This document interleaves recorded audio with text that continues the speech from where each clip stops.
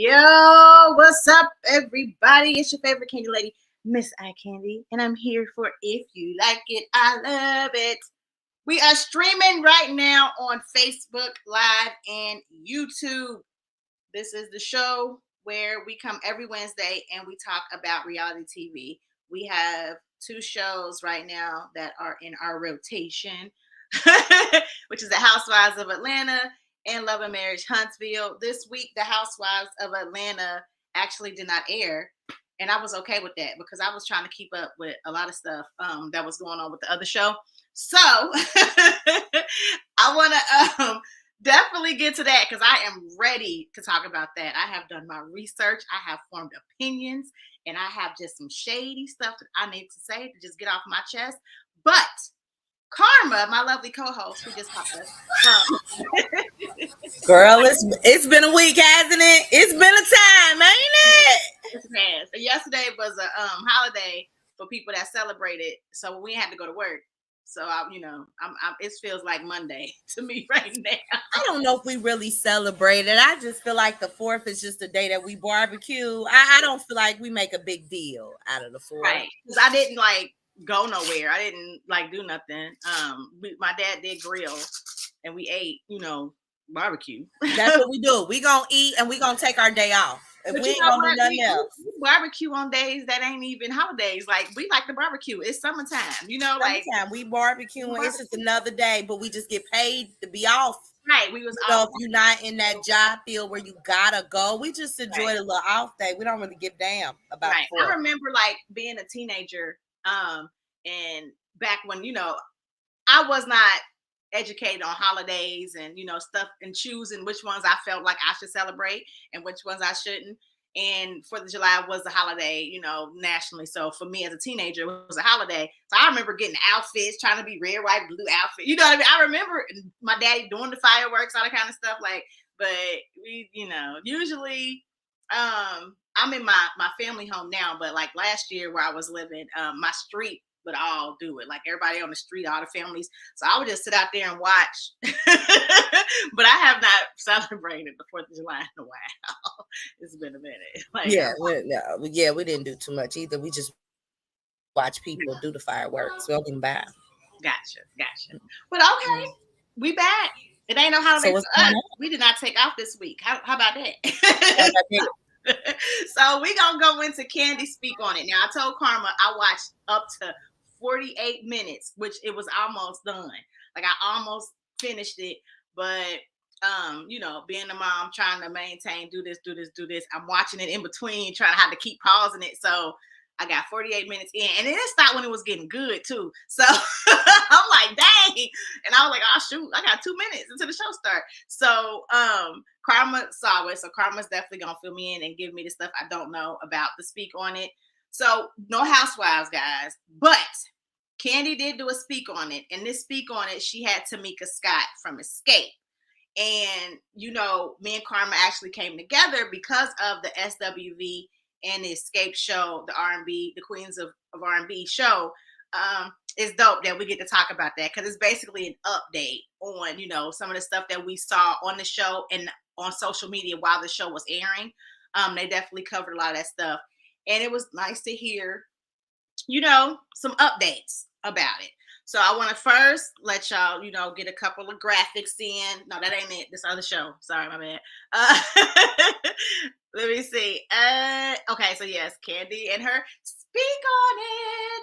What I did like, Karma, was, and I was trying to do a screen recording, but I just ain't have enough time, where they introduced a Speak on It, and then Tamika was like, Speak on it. I was like, oh, we switched the whole intro.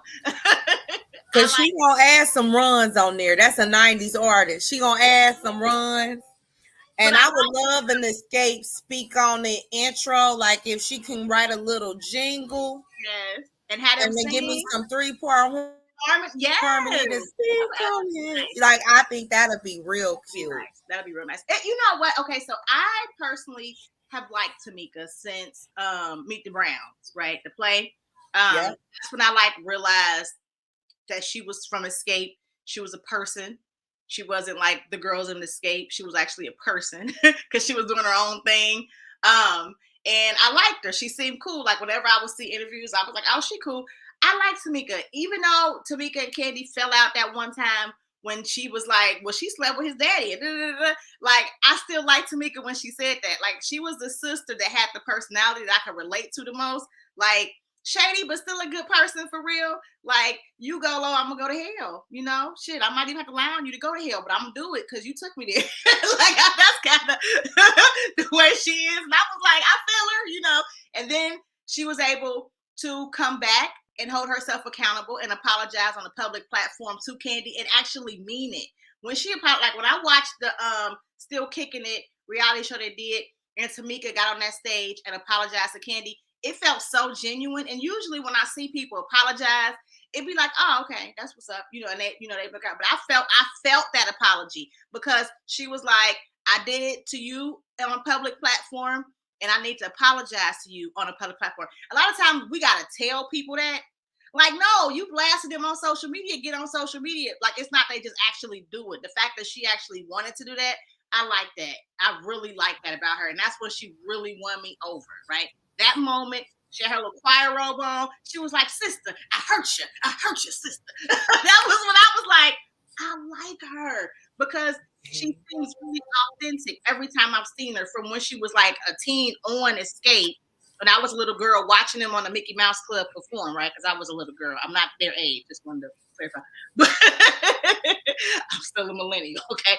But no, so when she was on the stage and apologizing, I just felt like she's always kind of been herself, and you can watch the growth of her life.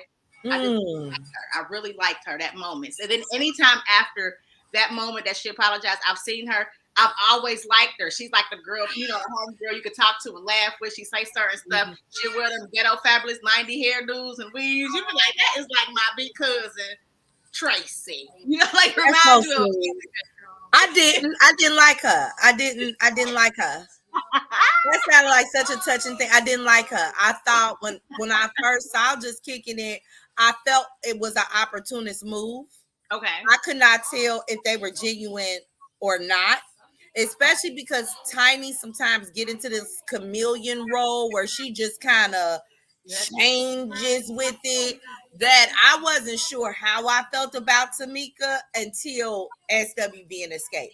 Okay. Like, I wanted to like her, but I always felt like Tasha was the problem. Me too. And I think that's why, like, even with Just Kicking It, like Still Kicking It, when Tasha was trying to make herself seem like the one that was getting them back together, because that was the impression I got when I watched it, was like, oh, right. She's saying, oh, I called her, we need to do this as the group, it's for the group, we need to do it as a group, like Tasha kept saying it. I still had no type of, like, connection. I didn't believe her. We be feeling that bullshit. I didn't believe her then. And I watched Unsung. I knew the history of Escape, and I knew that you wanted to go solo, and your solo was a bust. So I kind of felt like it was extremely opportunist. Like, because when they did the Unsung, Tiny said that Kandi wasn't the issue on the Unsung, right? So, like, if you were like a real fan and you kind of watch them, I always kind of side-eye Latasha and Rocky, and I side-eyed Tamika just because I always felt like she just was a ride or die for her sister. So it really wasn't until the SWV and Escape show when I really felt like I was seeing Tamika, not Latasha's sister Tamika. Gotcha. Now I can agree. It actually had her step out as her own person more. I think the moment I realized that she was her own person was when I saw her on Meet the Browns. Because when I saw her on Meet the Browns, I started doing research about her. And I saw that she was in other movies and stuff. I've seen Kandi as Kandi, right? I've seen Tiny as Tiny. I've seen Tamika as Tamika. I've never seen Latasha as anything but the big girl in Escape.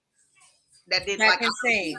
Like, yeah, that was all, and it's not like shade to Latasha, but I never saw you any independent projects that was successful like, afterwards. I never got to get to know her. I never got to get to know her personality. We got to see our R&B divas.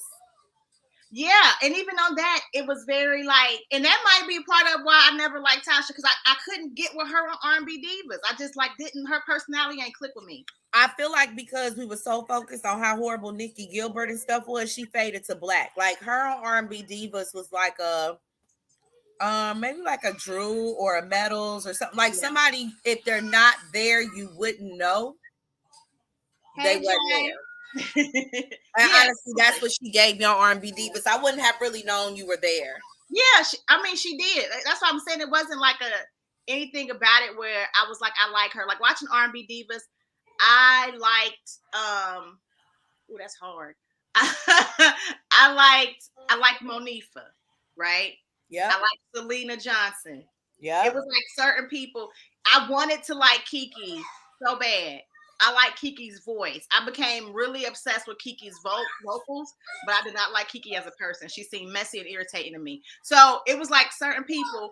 Nikki Gilbert could not stand. Kelly Price. I still don't like Kelly Price. Like Kelly Price. Kelly did it for me, girl. I can't really listen to a Kelly Price song as nasty as you was on R&B Divas. You know, and even with Kiki, she was messy and annoying, but I felt like I could tolerate Kiki because I just feel like she needed a lot of therapy. Like she wasn't messy, trauma filled, like spiteful, like manipulative. She just was messy, just regular. Like, girl, that's Kiki. You know, like you just do one of them, like right. And that's what I'm saying. Like, but with R&B Divas, all of it, the one I did not like the most was Kelly Price. Like Kelly Price. Ooh. Kelly Price, I'd like still like it. I just don't like her. You know who number 2 for me is Golden Brooks. Oh, I don't like her either. The way Golden treated Countess Vaughn. Yes, didn't like it. Yeah. Didn't like her. You know what? Even still with Golden, I could watch Girlfriends and be like Maya. With Kelly Price, girl, I'll be like turning her songs off. Like, and that's bad because normally I can separate the artist and the art. But Kelly Price rubbed me so wrong. And I don't even, at this point, I try to like block it out. I don't even know why no more because I don't watch it. Like I ain't played it back to really like see. I probably should do it to see now. I'm a little mature. You know, my patience is better now. So maybe I can look at it in a different perspective. But she rubbed me the wrong way so bad. If you go through my YouTube videos, go back to like 13, 12 or something. I did a Dear Kelly Price video. I should probably watch that. That'll show me why I ain't like her. Because I did not like her. I really did not like Kelly Price. Yeah, she was something. She was bad. So with Latasha on it, I didn't care. Like, yeah, she just didn't. I didn't gain anything though where I was like, oh, I like her. Let me Google her music. Let me see what she was doing. Like, I didn't care. You know what I mean? Like with Tamika, I did care. I saw her one thing. I said, oh, what else she doing? I saw she was doing other stuff. You know what I mean? And then I would see small interviews and I liked her personality. Tasha, I ain't never cared. So seeing her on the last one, it made it even worse. Like, oh my God, girl. Like, I really want you to win. That's the sad thing. I do. I would like you to actually get this dream. You want to win so bad. You want a solo career so bad. I would like it to work for you. But you can't be nasty. And that's, you know, watching this speak on it was giving me that nasty vibe. Like, Tasha, you're getting close to Kelly Price. And I hold grudges. Close? Kelly Price ain't stole nobody money. That's true, but I don't know, girl. I gotta go back to see why I canceled her. I really blocked Kelly Price out in my mind. Girl, Latasha Scott is to me, if she ain't neck and neck with Nikki Gilbert, she right below it. Because remember, the whole reason why we gotta pack it up is because Rocky had threatened Nikki Gilbert's husband. Yes. So like their toxicity, like they pretty much neck and neck for me. But when you add on stealing your sister money, right, baby. A sister that's always like had your back. It's a whole bunch. So okay, let's go. So one thing I want to start off with is Tamika Scott. Girl, you better take these 15 minutes that you got and you better make a whole bunch of coins. She has a cookbook out, y'all. She got spices out. I am going to order her spices. Again, I told y'all I like her. I like her and I try to support the people that I like. So yes. You can go to her on her Instagram, it links her other stuff where you can get her cookbook, you can get her spices, see which one. And then y'all see the actual spices that she has. They got flavors: beef flavor, poultry, seafood, vegetable, all-purpose, barbecue, Cajun, and a sweetener. I want to know what that sweetener is. Is it like a sugar or is it like an equal or sweet and low or is it something else? I don't know. I'm going to try to buy a set and I'll let you know. I'm gonna just try to see if she's selling by the set. Yeah. Okay, so yeah, y'all check her out, support her. She got a new song out with Method Man as well. That's cute. So I wanted to give her that before we go in, because when we go to the next topic, I'm just gonna go. So, so this is your Candy Yam show. I'm gonna let you lead this one. Come on. So her and Tamika doesn't speak on it, and a lot of it was a lot of regurgitation. A lot of it we went backwards before going forward. So they kind of, discussed a little bit about, the show, and Tamika did kind of reiterate some things we already knew, like trying to contact her sister prior to coming on the show, wasn't being successful in that. Talked about how they fell out, and with the Vegas trip. One of the things that was interesting in the early part of it was that she did mention that Latasha had what am I looking for? Latasha had, like, right after the Vegas trip and them talking, damn, what did she say that Latasha had did? Because that was the first one. I was like, the Vegas thing, where she took. No, it wasn't the Vegas thing. She said they asked about the money. She said she still ain't got the money back, but she kind of had expanded on a little bit with the whole money thing about, of course, that it was way more than that. And they asked about what was it like with just the three of them without Kandi, because they toured for a minute. And she said that Latasha was isolating to her then, and that it was Latasha and Tiny. And she said, I felt like Kandi, right? She said, she felt like Kandi. Yeah. How did you feel about that? Like, so my question to you is, if you felt like Kandi then, what made you apologize on just kicking it instead of during that hiatus break, when you start to recognize yourself that Latasha was isolated? I think that was that when that's when they did Escape 3. But no, that was after the apology, because she apologized before they went separate and did their tour. But she said she felt like Kandi when they were Escape 3. So they were touring with the three of them, came back as 4, and then went back as 3. Right. Because they wanted to do new music. When they came back as 4, that's when she apologized. Right, but they went as a threesome before Kandi came back, because remember they was wondering why they wanted Kandi back, because they were making money, and then they was like, oh, we should have Kandi back, and then it was a Just Kicking It tour. So if you were feeling isolated when there was 3 of y'all touring before you got back as that foursome on Just Kicking It, why you didn't reach out to Kandi then? What was it? If you want to like be for real, it don't even take that. If she can acknowledge that they isolated her, because she said it. Yeah, we isolated you.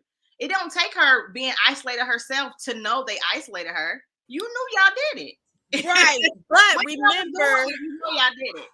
Right. But I will say that it seemed like Tamika followed Latasha's lead and loyalty to her. So what I get confused about is, well, I get you lying and doing all these things and isolating Kandi on behalf of your sister, but when she started isolating you, why didn't you go? You know what I mean? Because now she's not even respecting the loyalty, and somewhere in this time she stole some money.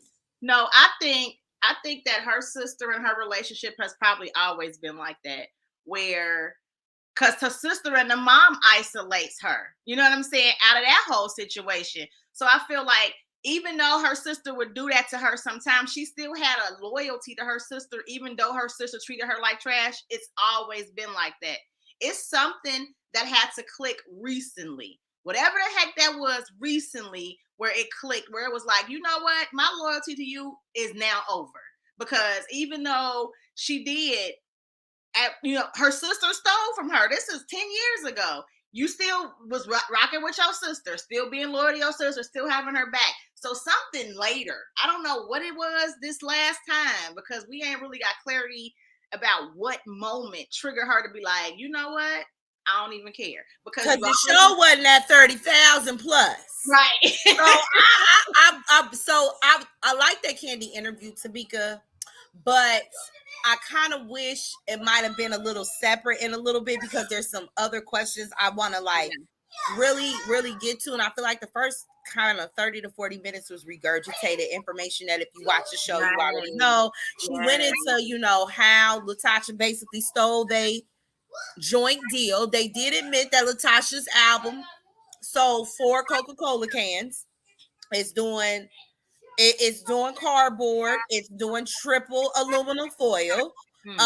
Because, you know, and she did go into about how they were supposed to do it as a joint deal.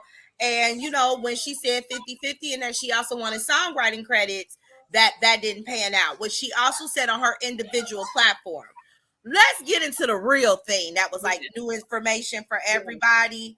Is that there was a question that was asked from Jamie, the producer, about what would it take to get to the foursome again. And Tamika said Rocky gotta go because he got a temporary protection order on him. And until Rocky goes, there is no way in hell Latasha is coming back. What did you feel when you heard about that TPO? Because she just like wanted to breeze past that. So that was the part where it was it for me. And I'm like, I gotta go live. So I don't know. Was the reason for it the tape and all that kind of stuff? She said it was the threatening messages. So we only know, it sounds like it's been a few, because the way that she described it was like, you know, about the sex tape. And then she said other people was also getting threatening messages. We only saw the one message that he sent out about the sex tape, but she made it sound like it was plural. Like he was using threats and doing certain things as a whole. She didn't want to get her husband involved, get her husband in jail.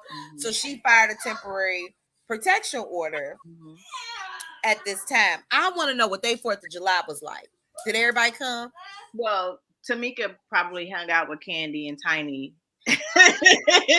She wasn't with the family because we already know Mama Estate is gonna rock with Tasha. You know, like we saw how that was. She wasn't neutral at all. She wasn't supporting both daughters. She went with this one. We don't know what she was going through. She's telling me, girl, Now I don't care what you're going through. You don't get to steal money from me. Like you don't. Don't matter who you are. You know what I'm saying? Like whether you're my mother, my child, my sister, my cousin, or a stranger on the street, you don't get to steal money from me. Thousands of dollars. We talking about thousands. I mean, the amount thousands.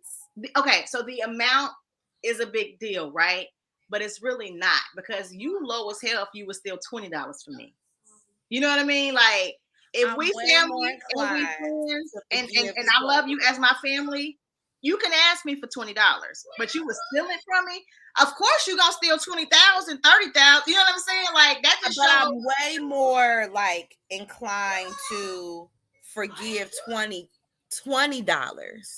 than 20,000. So when you do like a petty theft, I really think like you must have needed it that bad that you had to steal this little punk ass $20 and couldn't talk to me.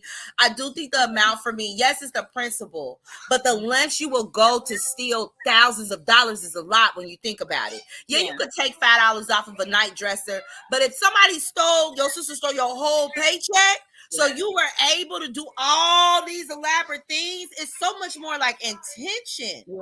Behind it to make me broke, ho. I ought to beat Latasha ass. I still don't know how they did that. It's a whole system, and I guess because they tax bracket is higher than mine. No, she said they was broke. Remember, she said Ocean was going to school, pregnant, all this. No, they ain't had no money. Ain't nobody had no money. Right. Because 20, like to steal 30,000 from somebody, that's like big, right?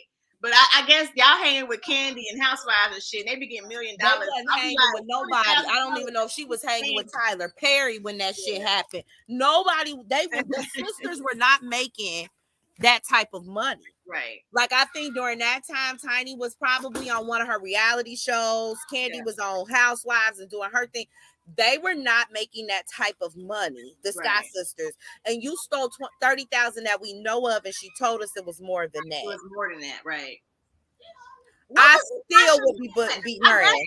Like my nosiness really wants to like be a fly on the wall in their lives to see what the hell they was doing, because they are still in a different tax bracket than me. even then. So like now that you got this extra money of your sisters, right, that you're stealing, what are you doing with that money? Just like, okay, so I think we got to think of it as a regular thing. Yeah, their tax bracket is higher, but it's just like people get tax income checks and people be like, oh my God, y'all gonna blow y'all tax income money. It may sound like a lot of money, but comparable to your bills or what you need to do with it, it's not. Right. So we might get, some people range from $0 to maybe like $8,000 worth back of taxes, but 8,000 means you got a pretty big household. Right. That 8,000 may only last you a month and a half once you buy all your kids stuff, right? So the stealing of the money gives me broke. Yeah. Like y'all probably were very behind on the bill matter that y'all could afford. Yeah. I get that. I guess I'm trying to figure out if Tasha was in a better financial place. Maybe they was all just broken. Didn't she say it was all staying with her mom at one point? Yes, she said everybody was broke, and you took the little bit of change I had. Yeah, do you understand? I still would have been beating Latasha's ass today. Y'all still would have had to get me out of her ass. Yeah, and then to find out that she had her daughter was in college. Yeah, you was really like was wrong. See what I'm saying? $20, the big scheme of things of like the 30,000, and then you done forged paperwork and started a Gmail. It's just so much deeper than the $5 on my nightstand. Right. And you can get past that. You really, like scheme took I do remove Tasha from it a little bit because I know it was her husband. But the fact that she was, like she said in that thing, like knowing your husband doing anything shady, once you find out, it ain't no, hold on, sis, I'm sorry, what the fuck, like cussing your husband out, like, because again, like this is family. Like y'all keep acting, her and Tamika and them keep acting like Tasha at this point ain't an ace coon boo coon. I think that Tasha is extremely complicit. Maybe when they were younger, I think they met Rocky when they was like 18, 19, sure. She been with him her grown ass, and whenever that money was stole, I believe she helped okay that motherfucking scheme. I think she is just stole it to get stuff to look nice on R&B Divas or to upgrade their house. So when it was on R&B Divas, she ain't look trash. Like that's probably what it was. They probably were renting like a house or an Airbnb. Yeah, I don't think we had Airbnb back then, but like a house to make it. They had vacation homes back then. Vacation homes, but yeah, extended stays, nice ones. Do you think you can come back to your sister if you had to file a protection order against her husband? No, it's a wrap. Like that is, unless she divorces him, and then try to double back and say, I'm sorry, it's all on, try to put it all on him. But seriously, like at this point, Latasha, you're going to have to do some self-evaluation and some therapy to figure out. Because even if it's because of your grooming and you was raised to be like this from Rocky, he trains you to be this person, you need to unpack it and get better because that ain't cute. And I wouldn't want a relationship with someone like you. Again, even though he's now gone, like this is how you were taught. This is what you're gonna go to. I don't want a relationship with you. You still and remember, we see Mama Gloria, so you were already toxic probably before you got your husband. Mm-hmm. And so I'm gonna be honest, I would not reconcile with my sister. I would forgive her, so I wouldn't be carrying around anger. You know what I mean? But it'd be in private, bitch. You won't get that I forgive you out loud out of my mouth. Right. And I don't think I could ever be at a barbecue with you. It'd be too much. But they all have kids too, right? Like nieces and nephews and stuff like that. But girl, young Naya be wanting to fight. Ocean don't say shit. And then we got the little bitty baby that's like 11. I don't. They never give me super close. Does Tasha have a kid?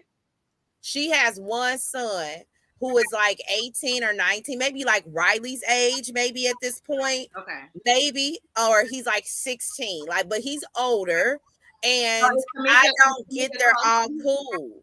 Oh. I don't get it. Like, if there's that much turmoil going on, I don't know if there was like a real relationship that formed amongst the cousins. Right. I guess I just look at it like, just speaking on, I'm big on family, like big on family.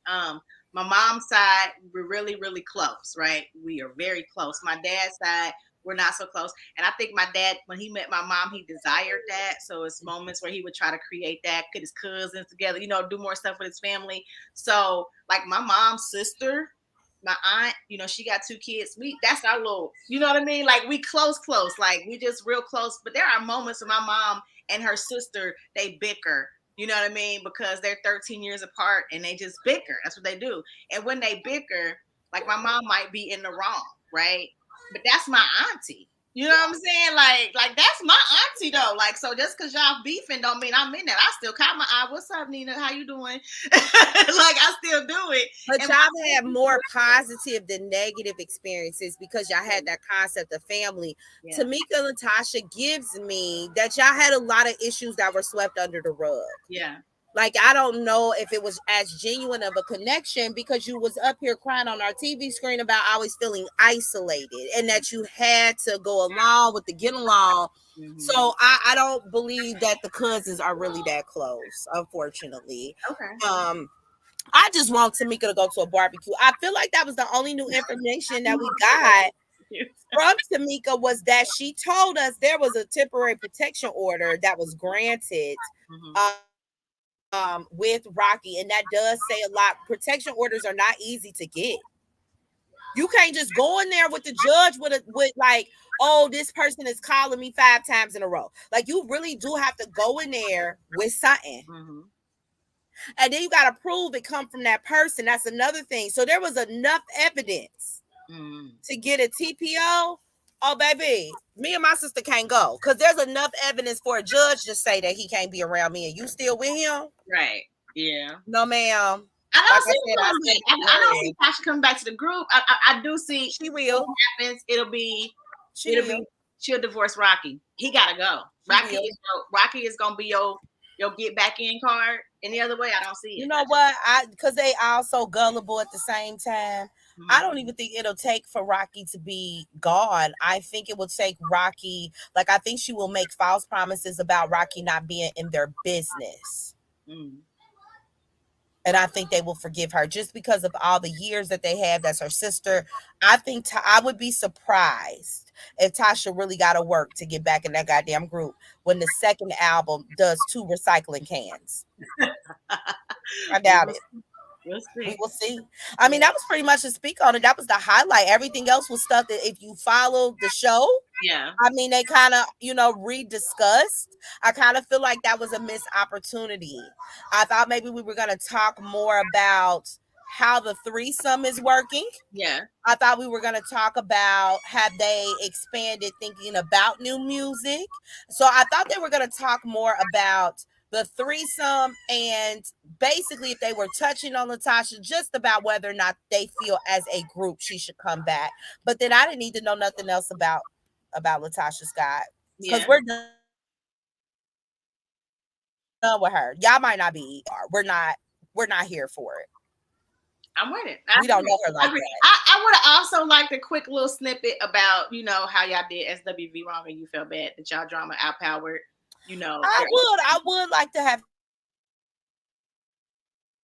seen if after the social media content, some time to think about it, what would you have done differently with the SWV and things show? And the fact that, this was another great highlight. Latasha to this day didn't say that she was getting a record deal.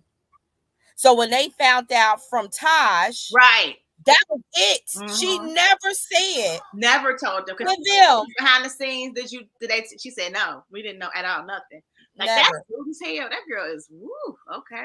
Listen, again, I'd have still been beating her ass from 2022. Ain't no way you can get me off that ass.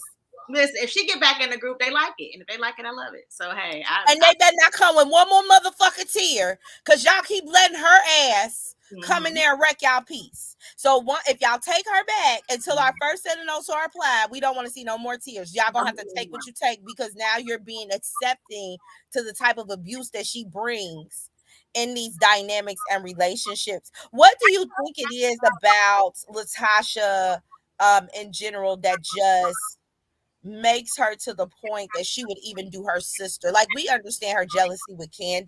I think it's because she has the better voice in air quotes, right? That she just felt like she should have made it further, and she was the lead singer at one point. But what do you think it is that she chose Tiny over her own fucking sister? Do you think she's also equally jealous of Tamika? Yes. Tamika is the cuter sister. She was, no, not like I'm saying that, Karma. I'm not saying it like that, but I feel like growing up. It's okay. Say what you like growing up, she was the one that was chosen more because she was smaller. Guys might thought she was cuter. Like, you know what I mean? She was that sister. When you got them sister dynamics, they do have one that be like, oh, the smart one, or oh, you the responsible one, but you the hot one, you the sexy one, you this one, that one, or whatever. So she might have had a feeling, and I don't necessarily mean that she looked better because they sisters or whatever. They look alike to me or whatever, but being that she was a plus size girl and she also would get teased more, self-esteem, like just that issues. I think that her sister was probably chosen more by stuff she liked. So what she had to go on was she could sing. And oh, you trying to sing too? Like, like this is my thing. Right. This is your thing. You know what I'm saying? I agree. I do think Tamika has been, I don't want to say more talent, but has been able to showcase more of her talents than Latasha. And I think that pisses Latasha off. Now, I don't know what it is with Tiny that this shit don't bother Tiny. Like, you can be around Tiny because Tiny has still never been broke. But I don't know if that's because Tiny didn't, like, after Escape, if we're going to be honest, I don't know Tiny outside of T.I. Right. Right. You know, I can't think of no real project she's done. You know, she's done reality shows, but, you know, individual, I don't know her identity outside of T.I. and Escape. No clothing line. She was like, you know, the momager of OMG. But, you know, I didn't see her kind of foundation. Maybe that's why Latasha gravitated towards She had tried to do a nail thing. I know she tried to do a couple of stuff, but seriously, once and those type of things when she would do her own little stuff, it'd be when she was on the outs with T.I. And then when he would come back, he would dominate. And he would dominate it. He would just be on see about it, hear about it. Like it was like, look, you know what I mean? So we don't. I feel like Tiny and Latasha kind of bonded because both their husbands is trash, low key. Hey. Trauma bond. It might be crazy, but just like the way that their energy kind of dominates the atmosphere, I feel like they could bond a lot on that as opposed to, you know, Kandi's husband and Tamika's husband, because she loved her husband. I think that also played a role. Yeah, I think the family dynamics also played a role in her gravitating towards Tiny. Yep. Like Tiny gets it. Tiny gets why I have to follow Rocky Lee because she got to follow T.I. Right. That's true. You know what I mean? So I feel like they bonded on a series of trauma levels. They got a trauma bond. So I feel like that. I don't even think it's a real friendship. I think it's more of a trauma bond. And they both been with these guys for long times too. For a very long time. Yeah. And they both been cheated on. For a very long time. And they both been embarrassed in the media. And a lot of different similarities that I do think that they have a deeper trauma bonding level than probably positivity. Which is why we can see Tiny outside of T.I. or outside of certain trauma-filled situations, and she's more likable. Way more likable as a personality. Okay. So, all right. Listen, I think the ladies are coming back next week, so we'll get to actually get back to the show. I'm thinking. Yep. And that's to speak on it. That was it. That was to speak on it. That was it. Moving on, y'all. Moving on to Love and Marriage Huntsville. So listen, Linda, listen. Okay, I'm gonna go through these notes and review this show because I got the aftermath of the show that I really want to talk about. Okay, so let's just go. This is Love and Marriage Huntsville, season 6, episode 13. Pick up where the last episode left off.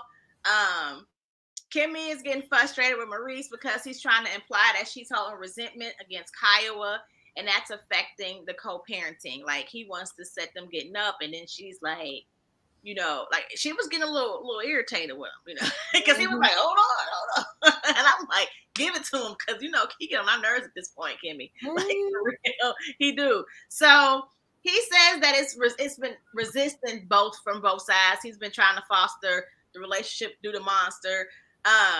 But he's told Kim that he does want her present for future meetings that he arranges. Because, you know, she was trying to get out of it last week. Like, I think it should just be y'all and Monster, you know, at first, so he's not overwhelmed.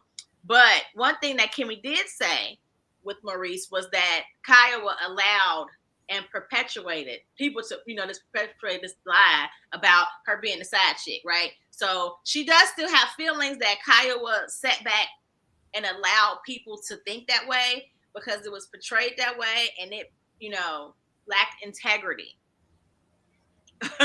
So that is something Maurice do get her to basically say she has been holding on a little bit. She let us know she's been holding on to this for a little bit. So he wants her to address it. He wants her to get up with Kiowa, have dinner or something, and actually just put it out on the table, because he feels like this is the situation that has been holding the co-parenting back the way he feels the co-parenting should go, which means the women can do it and he ain't got to do shit.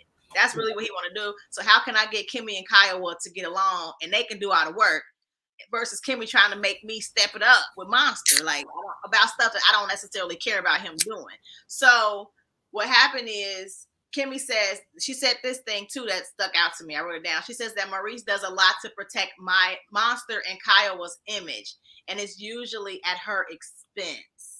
That was, her issues. Like, she's not necessarily, I guess she said, like, instead of like coming out and just addressing it, he kind of teeters, be sensitive to Kiowa's feeling, like he wouldn't like, hey, you said basically let people think she was a side chick and you ain't say nothing. Why? Because you were. I'm so sick of Kimmy with this bullshit. You were. You just didn't know. That's why he's not gonna push Kiowa, because Kiowa made muscle around and throw some receipts out there. Right. Your issues that are bothering you is with Maurice. Yeah. That's why Kiowa said at that dinner, I don't know what the fuck to tell you. That's exactly why Kiowa said, I don't know what you want me to say. I ain't went on no interviews. I don't comment in no comment sections. I ain't got no control over that. And she like, but you ain't cleared. If I were Kiowa, I would be like, because I said what I said. There was a moment in conversations of reconciliation that maybe was unbeknownst to you. And she said that at the dinner in the flashback, like a couple seasons ago. Maybe he didn't tell you this, but it was. Yes. And this is where I say you interfered at, because he was already dating you. Right. So this isn't hard. And it cuts off too. We just go into that dinner where she was telling Kaya, well, basically, I feel like you lack integrity. What do you think about that? Like, here's the thing for me, because Kimmy said to Mel, we just gonna knock Kimmy out. So Kimmy met with Mel and they did like the little fat burn thing that I really want to try, where you get like 20,000 sit-ups without doing the sit-up part. I will take the shock. I will take that if I ain't gotta actually do the physical sit-ups. Sign me up, please. But one thing Mel had asked her about the Kiowa thing, like, well, how do you feel? Do you feel like you interfere in their marriage? And Kimmy was like, they were not, like together. When I got with him, they were divorced. When they were separated, this, that, and the other. But then at the dinner, she had said it was different, because what she said to Mel was they were separated. They had signed papers, and basically they were where I'm at right now. I'm pending. She said they hadn't signed the papers yet. Something about the papers being signed. Either they were signed and just waiting for the process. Mel, she said they were signed and they were just waiting, like pending, right? But then at the end, she said, we knew y'all weren't getting back together. Y'all were, but it was like she kind of cleaned it up a little bit. Like, it wasn't signed, because she was like, she was trying to reconcile with him, but he was over it. And that was like, how do you know what he was telling her? Because that's still her husband. So just because he telling you, oh yeah, we signed the paperwork, we're not getting together. Oh, but yeah, I just talked to her last night because she called me because she really want to be with me, but I'm trying to be with you. Just because he told you something don't mean you know, Kimmy. And you too old and too intelligent to know better. That's because if it really honestly, this is what I think Kimmy's process is. If she really sits and processes that the foundation of them being together was a lie, she would leave. Yeah. And I think she internalizes and battles with believing her husband, because if you made her, as much as she despises the idea of the side chick, if you put her in an unknowing position that was where she was, she would pack her shit and leave. I really think that.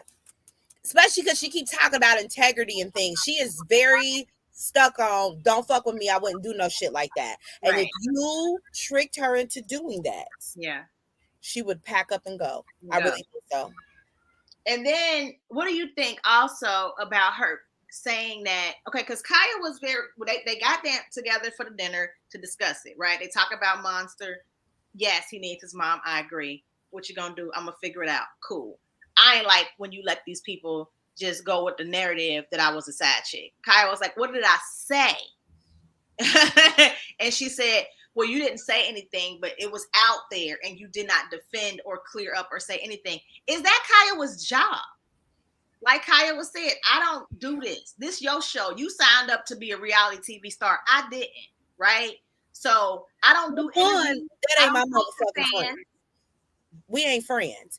Right. If it was my friend, right, and there's a negative narrative going out about my friend and I know the truth, I'm going to defend it. Hey, we might not be in a great space, but she didn't do that because that's still my friend. There is no relationship here, right? That's number one. And number two, Kaya said what she said. So I don't know what you want her to clear up. That is her truth and her perspective. Right. Is that they were not over when you thought they were over. She has not budged on this story. Okay. Is it a generational thing, right? Because I would have just asked Maurice. Like when we was on that stage and Kiowa came out and let it be known that she felt like you interfered in her marriage, right? After the show, like rap, me and him would have had a conversation. Why does she feel like this? Like this lady is saying that she feels like y'all weren't over. When we got together, you told me y'all stuff was divorced. What is that actual story? What's the real deal? Like, did she not ever ask Maurice this?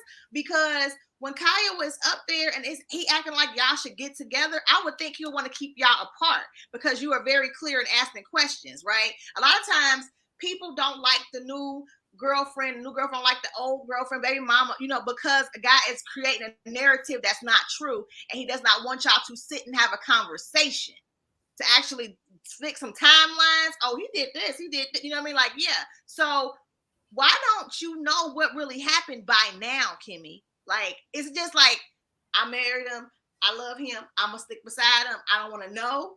Or like, do you know when you playing dumb? Because I would have asked him by now. Why haven't you? Girl, we can pull up the damn divorce decree and put the math together. When was the divorce decree established by the judge? Like, so did he tell y'all was waiting on a signature? Or was the signature done? When was the divorce decree issued? Right. I mean, I'm sure you can find this out. I don't know if. And not just that though, too. The rekindling part, like transcripts are even some.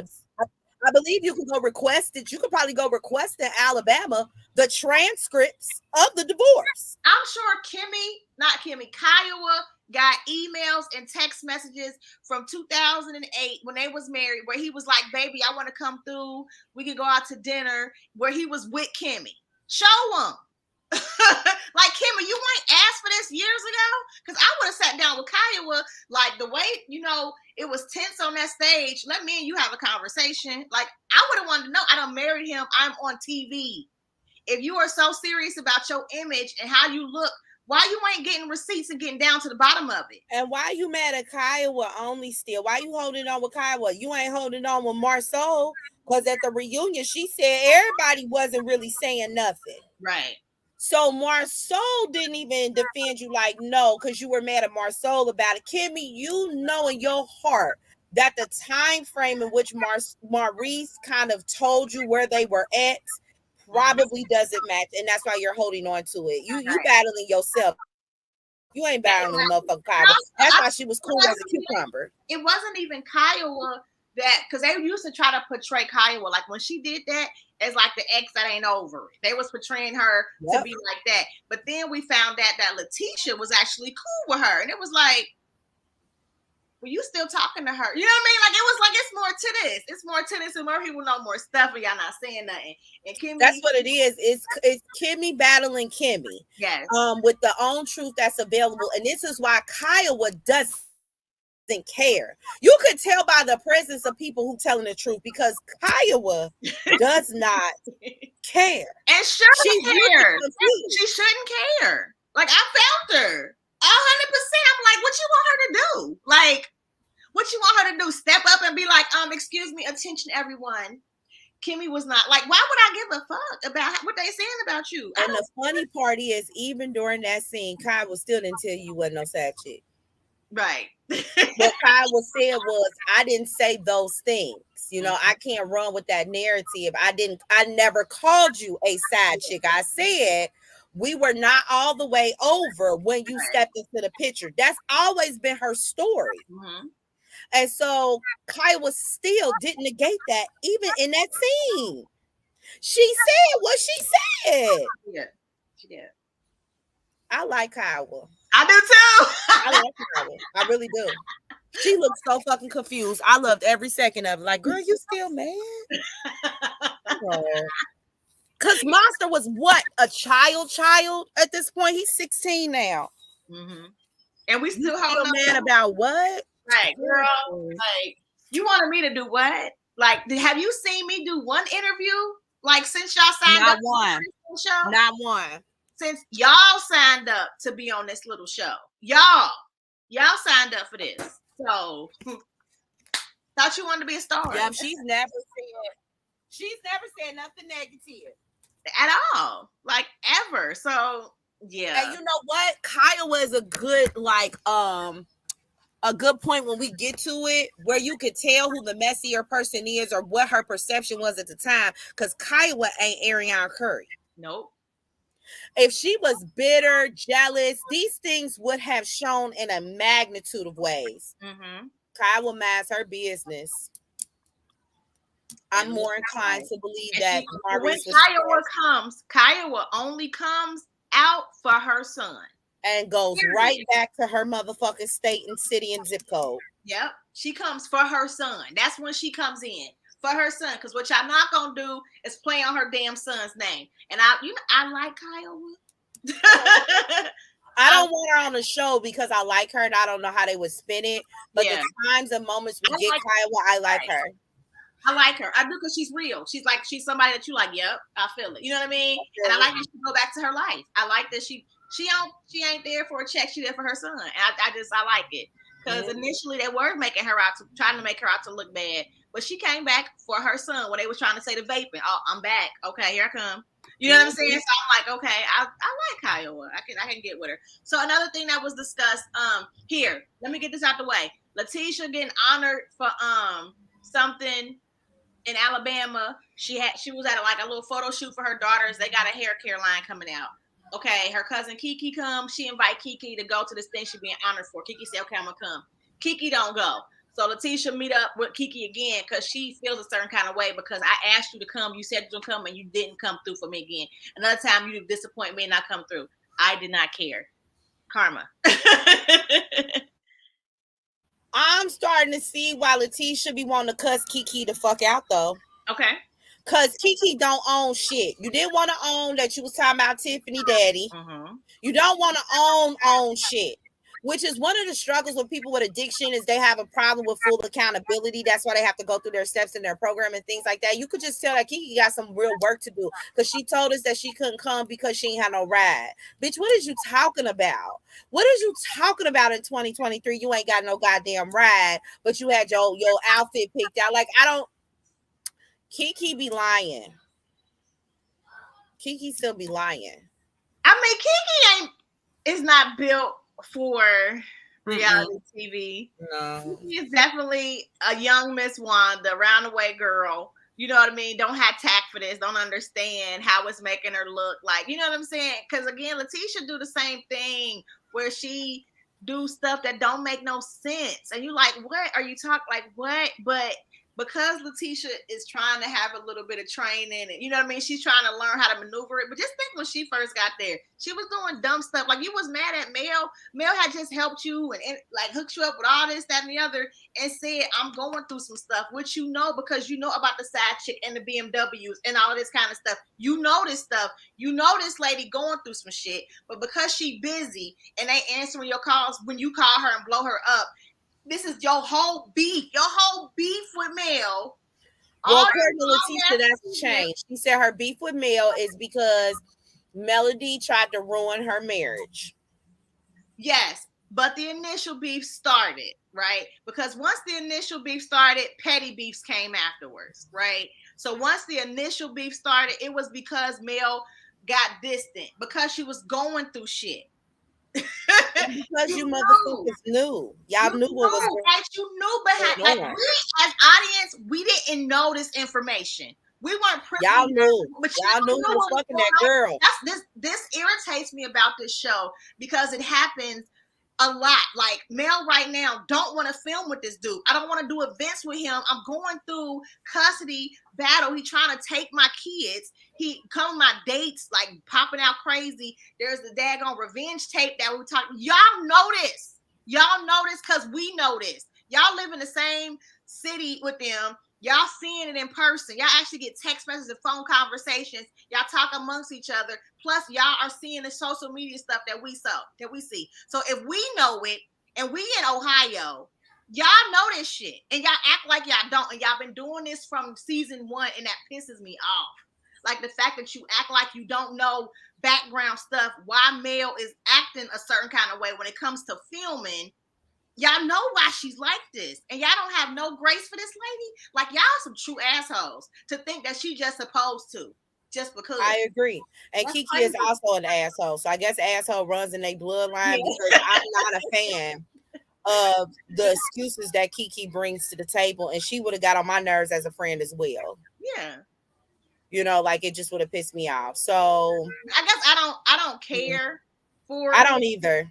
Like Letitia, I want to get to them being broke. Right. Kiki doing that to Letitia don't bother me because y'all have done that to other people. So, okay. You get a little tiny bit of the medicine that you've been putting out for years. I don't. Or maybe this is where Letitia has learned this behavior. That's what we're seeing, is where she's learned this behavior. I appreciate actually this episode. I actually very much enjoyed because it's more personal storyline. Yeah.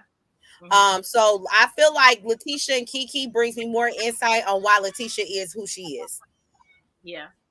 So you're right though, but it wasn't no big deal. It really wasn't at all. But what was a deal for some people was what was going on with the Melody and Martell court case, right? So we did go over that a little bit in this episode. Mel met up with Chris and Nell Fletcher, and Martell met up with his mom. And they were talking about what happened when they just got out of court. They just had a court hearing. And Martell subpoenaed the Fletchers. They didn't know. They didn't really appreciate that. Martell was basically disappointed in everybody because he wanted them to say certain stuff they didn't. He was mad at his mom. He said she hurt him to his core. He was disappointed to his core because she didn't give it to them. And she said they asked me questions. I answered. She was like, I wasn't going to give out no extra information. She said, why wouldn't you give extra information? She was like, I don't do this. You do this. Like, you do that. I came, you subpoenaed me. They asked me the questions. I answered. But this ain't my fight. This is your stuff. Like, I felt her on that. Like, what the hell you want me to do, Martell? To lie? Like, what? That's exactly. He wanted everybody to lie. And the fact that he keeps saying the shit went in his favor is so fucking wild to me. Right. The only thing, and I'm more, again, this is why I believe Mel 100%, because Martell is mainly discussing everything going in his favor, but Melody was transparent by saying, and then the judge said that I wasn't doing my part because I wouldn't get this thing. Like, she was more transparent on some of the things the judge even had said that she had a problem with. Right. Meanwhile, Martell is acting as if this nigga won the entire that one thing that I think that one moment damn case was a motherfucker's phone number and they can't be put on social media. Those are the two things of your ass that you got is social media and her phone number. Wait, is that why we no longer see the kids on? Correct. He asked for them not to be put on there on social media or filmed. And that is why we do not see the babies on this season, is because of the custody order agreement, which is fucked up because Sugar Mama got her own hair care line.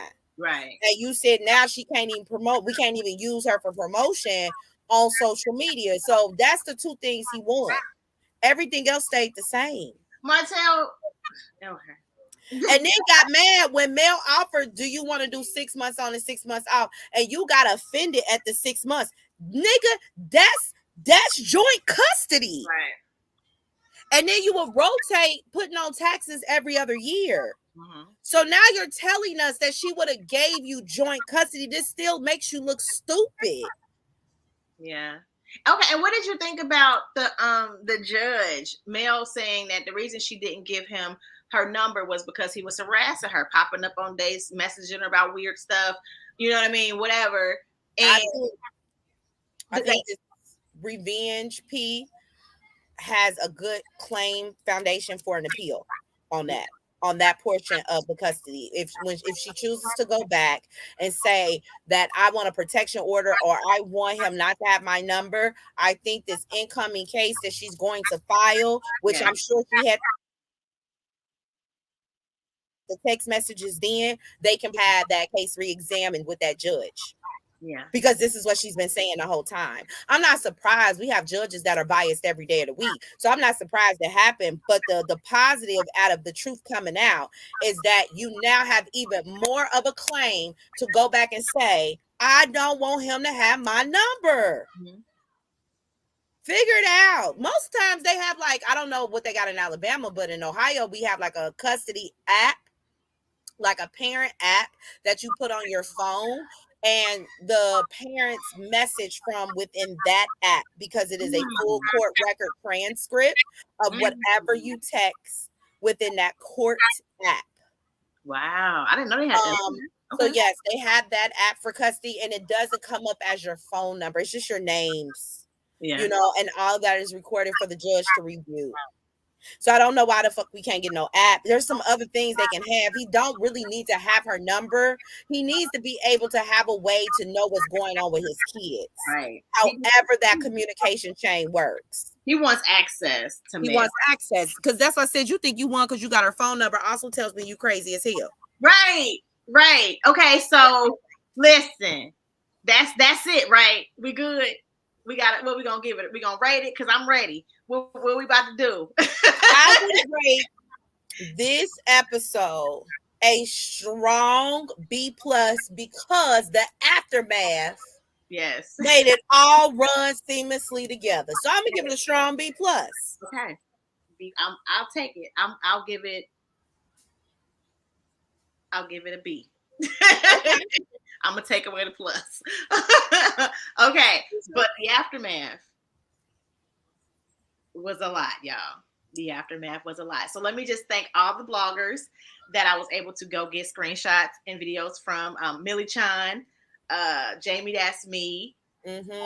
Shade Room. Thank you, 3. Okay, because although I watched it all happen, I was not smart enough to be screenshotting and cropping. Like, I was just watching it like, oh my. Like, I was like very much into the commentary, like, oh Jesus. I watched it live, y'all. It's not even like normally I gotta catch up the next day on somebody's blog or whatever. I'm subscribed to several people and I gotta catch up. I was like, wait, what's going on? Like, and I'm just going back and forth, like, wait, what? And I was like, I really watched all the shenanigans go down live, and it was crazy to me. Like, this is my first time actually seeing it go down live. And I was like, it was like popcorn, like, oh my God. I told Karma, like, girl, over here. She was like, I'm about to go to YouTube. Yep, I had to go to YouTube and catch up on everything. Because I didn't even watch the episode in real time. I had to catch up on everything. And boy, did I.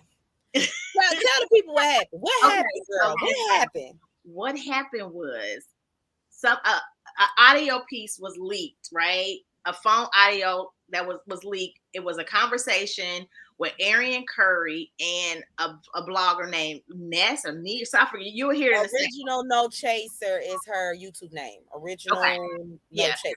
Original straight No Chaser. The original No Chaser. But I don't know. I'm just saying, like, Arian says her name, like when they're having the conversation. So she's gonna be saying her name in a second. I'm gonna play a quick part of it. No, you can't. You can't. You ain't see her thing. No, you ain't see it on her channel. If you play the audio or anything from that clip, She's striking the channel. Oh, okay. Well, dang. No, don't play that clip. Go on and tell the people you cannot play that clip. You can play the live clip. You can show some pictures, but you cannot play live. Okay, so let me try to break down, I guess, what she said. She's talking to this person on the phone, and y'all can definitely go. It's original, straight, no chaser. I don't know why she's striking this, but it's right in the right hand corner. It said if you take this shit, you gonna get straight. So you're not playing her audio. Okay, all right. I'm happy you caught that because I was. Girl, I sure did because I almost screen recorded it till I saw it. And I was like, "Oh, you want some of that, girl? Okay, girl. I ain't mad at you. You said only you can. You gotta go to the source to watch it. All right now, y'all gotta go to the source. Okay, and then if you go to the source, go to around 4 minutes and 47 seconds if you're trying to get to like the part that was like standing out to me. So basically, she's on this line going off about Carson Blue. We talked about this girl who had actually let it be known that Mel and Martell had this little scheme. It was going to do one of those revenge tapes of Mel, and it was supposed to be created like a fake account created by Arian, seeming like it was some random dude, and he was going to leak that tape, and it was supposed to be like Mel, and we was going to think it was somebody else, but it's really a tape of Mel and her husband.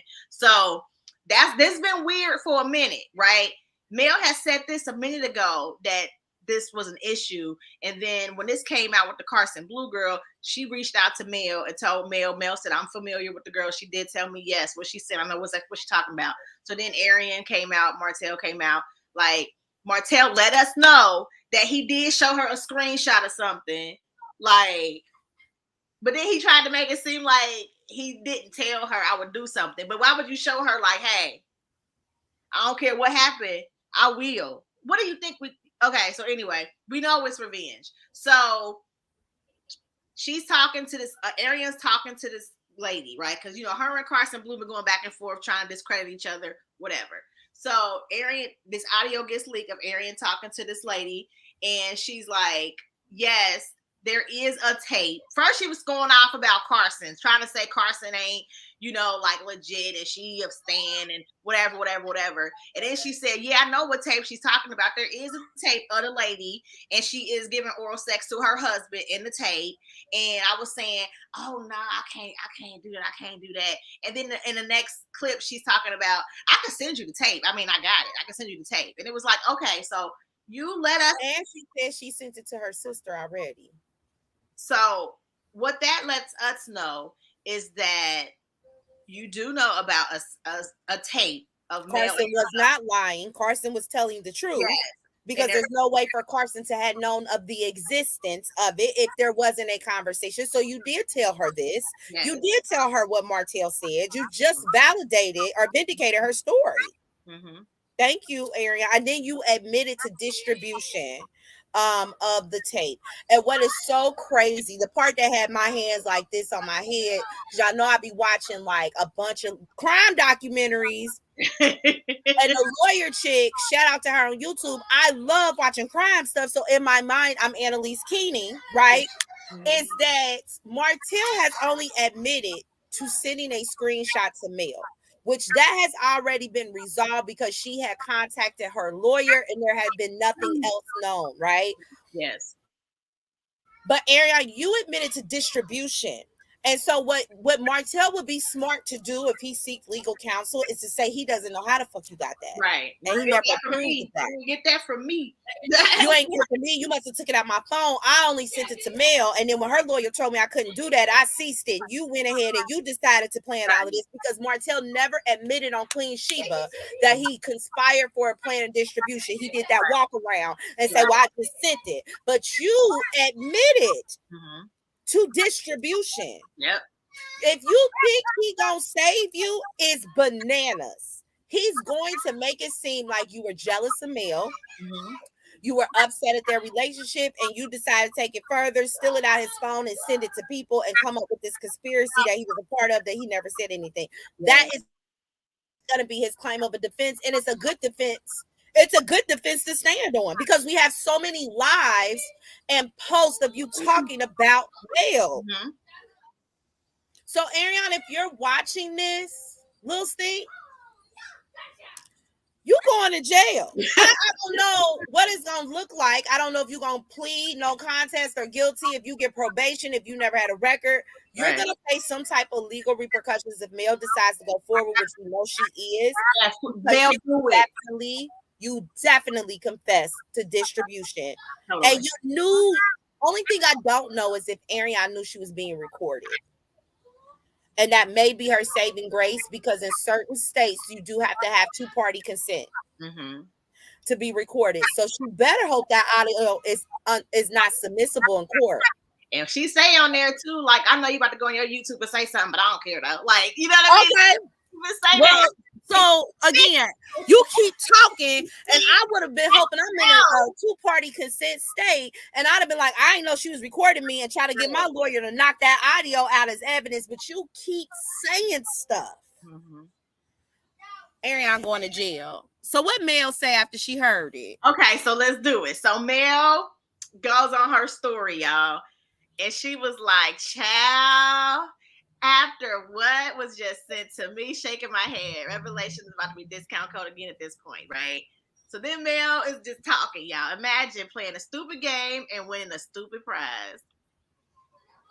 She said, folks will take your silence for granted, baby. Sometimes you got to remind folks. And if you super sensitive, stop following me for about 2 weeks, because I ain't letting up. Right here was when I was like, oh, yes. Let's get it. Let's get it. Yes, girl, I was so proud of Mel, because let's get it. They forgot who the fuck a Scorpio was. You gotta show them that Scorpio energy. Right. This is what I was telling you about when I was saying, like, sometimes them girls be taunting, you know, the main chick, the wife, the girlfriend, whatever, they taunt you and just keep doing it. That Mariah chick that is like mad about that basketball player getting his girlfriend pregnant, the way she is taunting, baby, like I feel so bad for the pregnant girl. I said, so what happens when the pregnant girl knocks the shit out of her? Like, because at this point, you asking for it. Like, that's where I be coming from. Like, do you want me to whoop your ass? Like, what? If I got that much money, I ain't whooping nobody ass. I'd have told my boyfriend she better be under the sea with Ocean Gate by 12 p.m. You're gonna do it. You're gonna figure it out. She better not say another motherfucking word on this planet, on this earth, to me. Right. I'd have blacked out. I'm not going to jail. You going to jail. You brought her. You better kill her. Okay. Figure it out. All right. So then she says, Melody Cherie Rogers. Let me introduce y'all to her. She said, imagine one big mouth you never thought you appreciate. How things change, right? Because you ran your mouth and just gave her all of this evidence to get you back. Baby, your mouth runs so much. And I can understand Mel's perspective, right? Being the wife that was over there and the side chick was calling you, like, put my tail on the phone. like taunting you. And you can't do nothing because you're trying to be professional, because, you know, you got these kids, because you actually got something to lose, right? You can't just go reckless. So now you got like evidence to really slap her in the face. The revenge that I promise you, the pride she got to feel right now, like, oh bitch, I'm about to get you. Like, she probably feels so good right now. It's funny to me, like, it's like a movie. I'm watching the villain finally about to get it. Like, God, because Ariane has been taunting this lady for years, like, that we've watched. So Ariane then goes in her story. I guess somebody was talking to her, like, how do you deal with all this negativity and false narrative? Girl, I stay out of touch. I hear about it after the fact. I'm so tired of these people that gotta say my name to be somewhat relevant. Then they lie, and I feel like when I respond, I make it worse. I'm stop trying to prove a point. Okay, what else? It get on my nerves, but it reminds me that I'm that bitch. Okay. Why does Ariane really think she that girl? Like, I be confused when she say that. I guess maybe me and her different generation though. Girl, Ariane is one of the 22 babysitters that was on the claim. She is. So I guess if that makes you that bitch because you're also a babysitter, didn't have at it. Be the best babysitter you could be. You remember the movie The Babysitter Club with the books and stuff? Yeah, I used so to go ahead and run you a little babysitting business then. Right. She said the girls that get it. So then Mel gets, wind of it. Mel can read so eloquently, girl. I would just be cracking up at some of the stuff she said. But she said, first off, it's here. Secondly, ain't nobody saying your last name. Say your name. Last I checked, I did millions before I even knew you. And girl, shut up. That's your problem. You talk too much. Then want to holler, I don't even be shut up or pull up. Mel want her to pull up. Like, let's go. Somebody go get this damn dummy. Then she says, imagine coming for somebody for years on social media. Then they finally decide with everything in them, they gonna get your ass. And that's what she had. I told you, she like, I'm gonna get you. Like, she just at a point, she don't even care. So Arian is like, first off, I wasn't even talking about you. I haven't spoken on you in over 2 years. That's a lie, though. That's a lie, because in this conversation you were having with this person on the phone, you were talking about her. Like, when you was telling us that she had COVID, you were talking about her. When you was saying, like, don't act like you ain't been talking about this lady. You constantly talk about this lady. Then she said, don't flatter yourself, teacher. I'm not thinking about you. I'm confused as to why you would think I'm thinking about you, slow, you bossed up, and still thinking about Ariane Curry. What have you been saying for you to think? I think you're obsessed with me. Oh, okay. This part that made me mad. She said you got a silly, bad body ass. Like, that's okay, for real quick, Karma. Why? Because she called the girls linebackers. Like, she liked to body shame big time, whatever. Now, as a person that is trying to get my sexy back, I'm trying to, get back. Girl, big body bitches, bad body bitches, small bitches still get fucked. None of that shit means shit to me. So even that was a lie, because we all know Mel looks great. You can't even tell she done had 4 kids. I was out for the count after one. Don't nobody care about Mel's body shape or yours. You know why she keep talking about people's body? Because she an idiot. And the way that she was able to catch men is through her body. So that's your substance right now. You were supposed to go to nursing school the first time we heard about you. And then you were supposed to be starting a little boutique or whatever, some clothes and stuff. And now you're struggling with here versus here. So we don't, she uses those, you must be thinking about me or whatever, because she's trying to find a way to capitalize being a side chick, and she's done a horrible job because you're dumb. Okay. That's what it is. All right. Yes. What else did she say? You're here talking about millions. You filed bankruptcy. Shut the fuck up. You and that show want me to be worried so bad, girl. But okay. Pull up. Not today. Maybe next week when you got the kids and you can get one of your 22 babysitters. Me, though, I'm out being a mother to our 5 kids. It's family day. Holla after the 4th. We out having fun, bookie boo. Now, that last paragraph is when I would have beat her ass. It wouldn't have been that bad about the guilt shit. I don't give a fuck about that. But that our 5 kids and we out here and all of that, you ain't got to pull to me. I'll come to you. You ain't got to come to me. I'll come to you. Drop your location.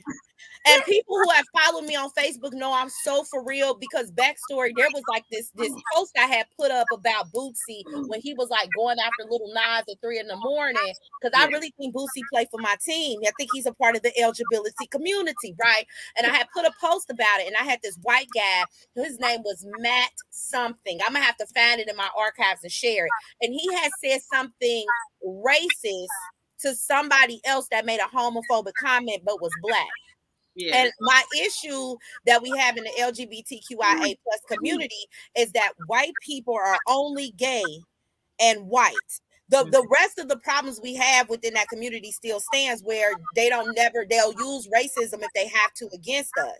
So I tried to inbox him and I tried to educate at this time, and he called me a dummy. So I went on live and invited him on the live, and long story short, I told Matt to drop his motherfucking address, because I got enough frequent flyer points to beat to your ass in the morning. And that motherfucker was quiet as a mouse.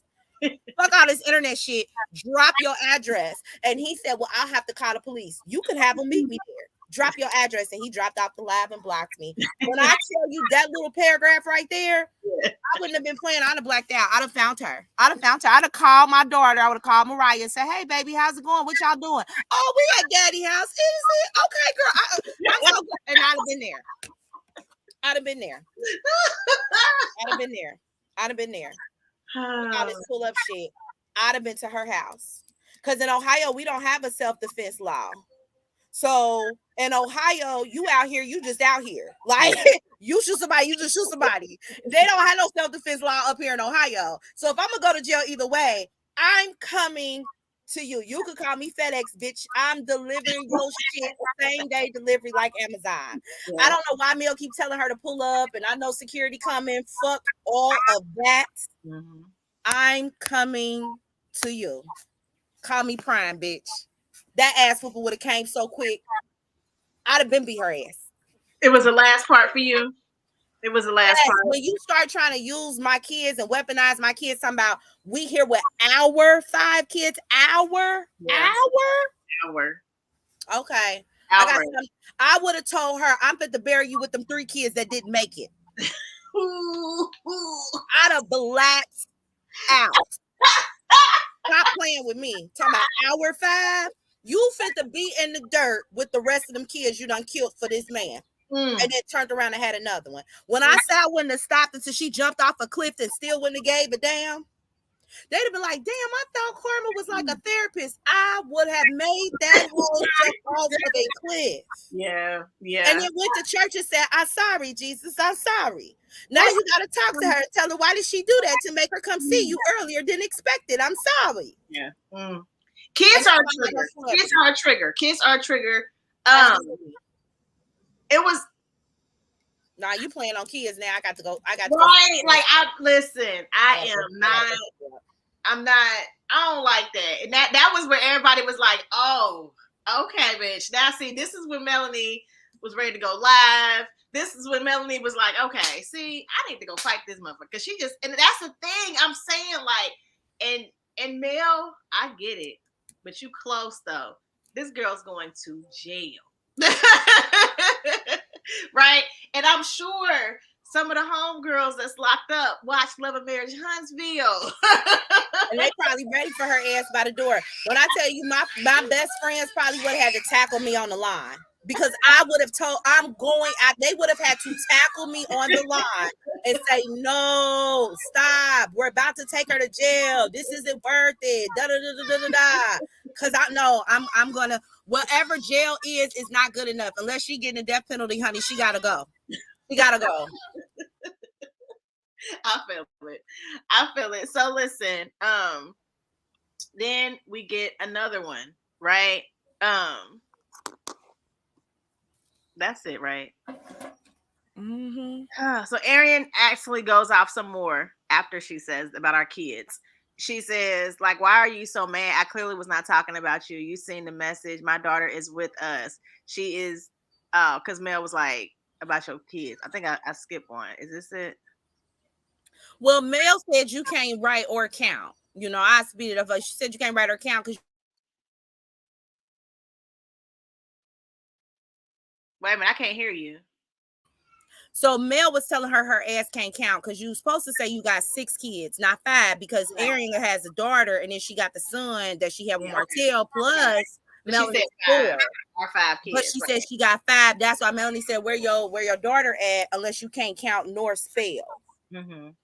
So that's when she said, "Oh, my daughter was with us. She was included. Your son was with a cousin. So that's 5 kids. Now what? Call and tell the girls good night. Oh, girl, see, listen. don't do this. Don't say my kids. Okay. So then she says, you pulled up and didn't do shit, knocking on the door, talking about we just want to talk. But y'all got to understand, like, when you want to get somebody out, right? Like, if somebody is in the house and you want to get them outside, I just want to talk to you. I just want to have a conversation. Like, yeah, my fist in your face once you get out here. But I don't know about that because once you open the door, I'm coming through like a motherfucking thief in the night. I don't need you to be outside or inside to beat your ass. I don't know why Mel didn't beat her ass before she didn't come on TV. I mean, he been cheating with her for 5 years. Honestly, if you pulled up to her house, you should have knocked back that door. As soon as she cracked the door open, that door should have rammed it to her face. And you should have came in there with masks and hoodies, and you should have beat her ass. Mel might not be no opportunity. You can't be beating her ass at 500,000, followers and a personality. You done missed it. Right. You should have did it as a regular person. Right. Okay, so what she say? I swung on Martell and you froze looking stupid before you ran. Had 3 other girls and still ain't do nothing. This was over 4 years ago too. So I guess you ready now. Y'all can try to spin all y'all want mad because I thought I was talking about you. Now you look stupid. Girl, you were talking about her. Like, come on, let's not. Anyway, man, this bird's still talking noise. Baby, focus. Work a little harder so you can be wiped up so you can stay overnight when my kids are there. She said, see, you thought you ate baby cakes when I actually already knew you've been around my kids to Nashville cooking, etc. Because your boyfriend said he needs a little help because it's hard. Baby cakes. I keep my kids covered in prayer for all. And yes, I mean all of y'all demons. Not like I said earlier, pull up or shut up. So Mel is already privy to Arian being around her kids, and she said that Arian has to leave when they ready to go to sleep though, so you can't spend the night. Listen, this is way, as a Cancer, this is way too much back and forth for me. that our 5 kids shit. First of all, I'm a lie. That phone call where you said put Martell on the phone would have been your last goddamn call. I have been cheated on in the past, and I have never had no woman call me or do nothing reckless like that. I don't know what he done. I didn't know what the dude at the time said to them, but they never got that close in proximity that I was disrespected in that manner, because I really think I would have been in jail. I can't handle that type of hostile treatment. You know what? That happens. I haven't dealt with that either. Yeah, I can't handle that. I definitely ain't. I'm not the type of person that, any relationships I was in where I was cheated on, I lingered and stayed. So I don't know, like, what that's like, where you just like stay and then they cheat again. Because when you cheat once, it's like, oh, fuck you. Like, I bounce. Like, because loyalty is really, really big for me. So once I see you ain't, I can go. I can do without it. So I don't know what that's like. So, and I understand, like, Mel is different, and everybody got their own different breaking points and stuff they can deal with and they can't deal with, because relationships are different for each person, right? So Mel was one of those people that believe in her marriage, right? She got married, she took these vows. Okay, you cheated, but we're gonna work through this. You said you're gonna stop. I'm gonna try. We're gonna pray. We're gonna get therapy. She did one of them people. So again, not judging her for staying, but I'm just different. So I don't know what it's like to stay with somebody long enough for somebody to be able to disrespect me. Because once he told me that he disrespected me, oh, bye. But for, your actually me staying with you and me trying to work it with you, and now you're allowing this bride to talk to me crazy, like, that's a lot. And then for the bride to actually talk to me crazy and then taunt me for years on social media, like, I'm surprised Mel ain't been done shot this girl. Like, like for real. She be like, again, I don't know what the problem is, baby. I would have rebranded. I would have beat her ass, and the next thing y'all know, y'all would have saw me being a brand instead of for Jesus. Maybe I would have did, athletic wear for fights, or maybe I would have been a part of the little gun control people or the non-gun control people. What's them gun people name? I probably would have been supporting them. I just would have changed who I branded with, because I'm beating your ass.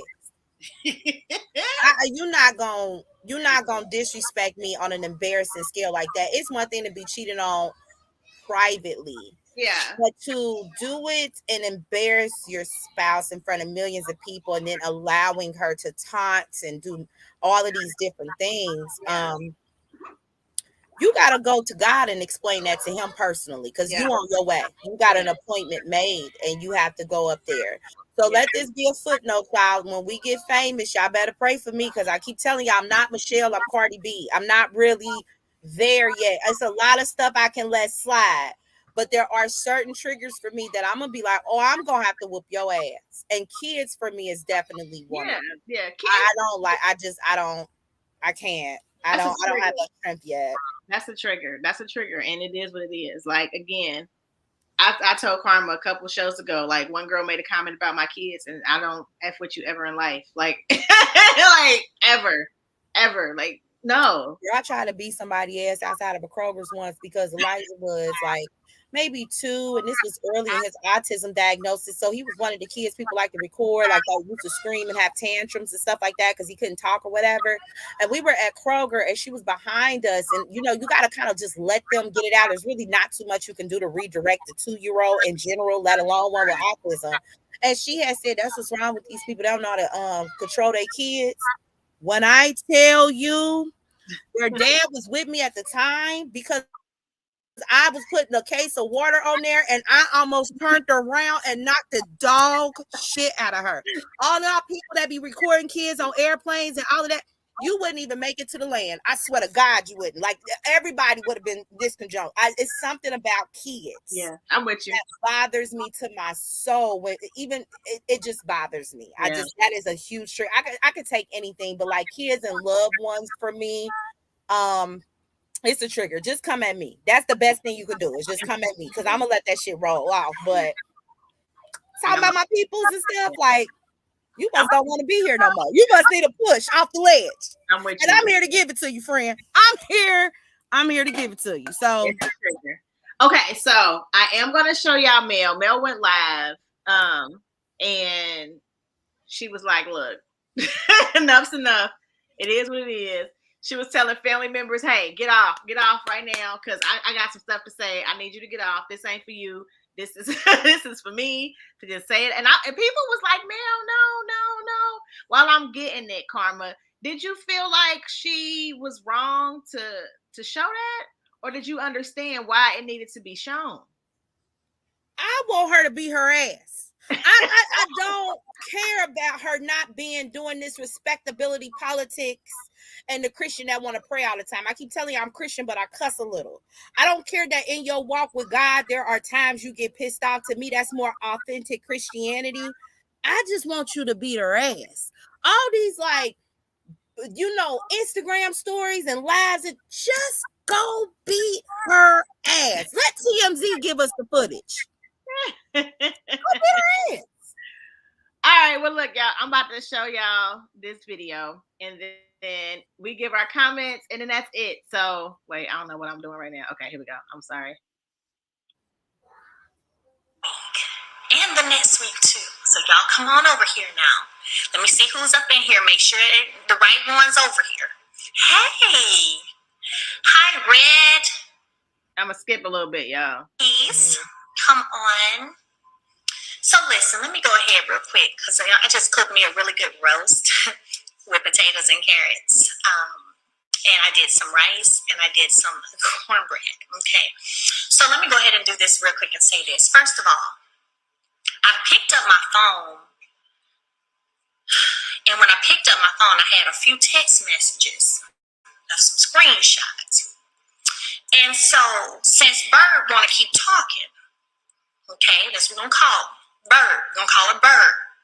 Let me go ahead and address a few things, because I know you won't hear under one of your little fake pages. So we're going to go ahead and address a few things really quickly. Okay. Girl, I want one. I know they be wanting these roasts, honey. Listen, first of all, ain't nothing bad-bodied over here. Let's be clear. Come with something deeper than that. Like, come with something better than that. That's the first thing lames want to throw out, is about somebody's body or about somebody's hair. All that surface shit. Come with something deeper. Let's talk about your morals or lack thereof. Let's talk about your integrity or lack thereof. Let's talk about that. Okay? Let's talk about some stuff that actually has a little bit of substance. Yeah, skip a little bit more. Don't. That's why I didn't know how slow you really were. But you've been calling me slow for years on Beyonce's internet right here. And I ain't said nothing. But now I understand how you've been able to be a side chick, how you was able to do that for 5 years. Because you're really slow. And then he still ain't out with you. That is called slow. Get yourself some morals. Get yourself some integrity. Do yourself a heart check. And let me be clear. Where's your daughter? Because you said you having family day with y'all 5 kids. I got 4 with them. You got 1 and then another child. My man. And he got a video of him with another woman and trying to show it to me, send it to me, anything me. I would be like, do you still want her? Can you stop talking about her? Why are you sending me this video of you and her? Like, that don't make you. I'm very much so here. And your boyfriend know my address, so he'll give it to you, I'm sure. All right? Mind your little girl ass business. Stay in the little girl slow concubine place as if you was the wife, and you still ain't a wife, ain't doing nothing but bridesmaids. And okay, mind your business. Keep me out your mouth. Keep my name out your mouth. Keep my business out your mouth, and keep my vagina and what I do with it out your mouth. All of that. Period. Okay, and then we'll be just fine. Because you got what you thought was the prize, right? All right. So that is Mel and her comeback. I don't think Arian did anything after that. I don't know what to sleep on them. My favorite out of the live she did was when she said, "Please don't let this professionalism fool you. I will beat your ass." I got up off my whole fucking phone and walked away when she said that. Because at that point I'm like, yes, but she lost me when she told her to pull up. Because I'm like, no, go get her. Go get her. Go get her like she a sale, like she a Amazon Prime 2-day sale. Go get it. Go get it like it's a bag. Go get her. Yeah, pick it up. Yeah, I wanted her to pick, because here's the thing. If she was really about that life, she would have been pulled up on you. You got to go to her. You got to show her you not playing. Mm-hmm. So that's my only thing. Like, you know damn well that girl ain't going to pull up. Go ahead and go over there and be her ass. You know where she at. And what was that about when she was like, I'll pull up next week when you got the kids? Like, what? I was just like, it was all weird. Arian, but again, two-parent household. Two parent. So, again, she wouldn't have been able to get all them messages out. You would have had me fuck all the messages back and forth, this tag back and forth, this going live and waiting on bloggers. Y'all would have had to catch me on TMZ headline with Melody Cherie Rogers just got into jail. Like, y'all have had to catch that on the back end, because I'm going to go see her. Remember when Cardi B was outside waiting on the bar to come? Yeah. And she just was like, that's the type of time I want to be on. That's why I love Cardi. When she got real beef, it's real problem solving. When she saw Nikki at the award show, she said, and I'm coming for you. I don't care about none of this shit. Yes. I love it. I wonder what her zodiac is. But yeah, it was a good time, girl. It was nice. It was juicy. Melody did shut it down though, because Arian stopped. Arian went back to her stories and deleted her stories. Arian always go back and stop and start and all this other shit. You need to beat her ass. But you know what was great? What was great is Melody did not delete nothing. She only did it because Martell probably told her to shut your ass up. You done got us in enough trouble talking about the tape or whatever. So Martell's probably the one that told her to delete everything. And my only hope and prayer for Mel is either just take her to jail or go beat her ass. Anything else in between, honestly, is a waste of time and space and energy to go live and talk about her not being able to spell. We already know that girl is a Twitter bird, just stupid. We already can see it. So you ain't got to confirm it for us. Either beat her ass or take her to jail. Yeah, I think she's gonna get her locked up. I think or you could do the latter. You could say we fit to be in jail together because I'm gonna go beat your ass. But just do one of them pockets. You know what I'm saying? This is my last question for the audience and for you before we close out. What do you think Carlos King needs to do with his cast now that all of this is going on? What does he need to do? What do you think he needs? Because I mean, at this point, he needs to fire Martell. Yeah, because at this point, I can't even think of another show that has had this amount of. He can't. God damn! Even Apollo went to jail.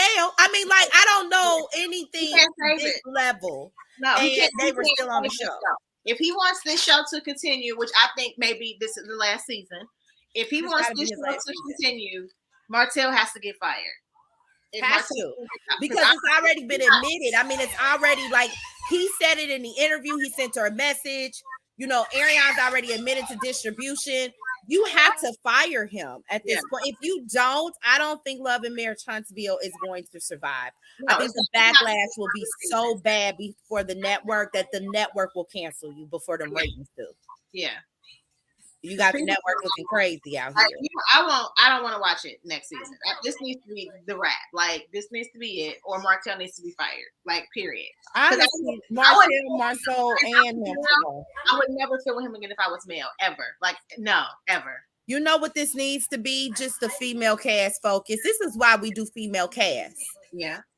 Because one, females are the number one consumers for reality television. And when we have the men too much in scenes with all that misogyny and bullshit, we are turned off. That's why Love and Hip Hop now has even transitioned with spicing them to an all-female cast. Yeah. I think the men need to make an appearance, but just like RHOA and everything else, if you are divorced, you have to go. Yeah. It needs to be a female cat. We don't want to see these men on our TV screens. We don't. Yeah. Mm-mm. I don't need no section with just the men. If they not with their wives and we can't see them in the house, then I don't want to see it.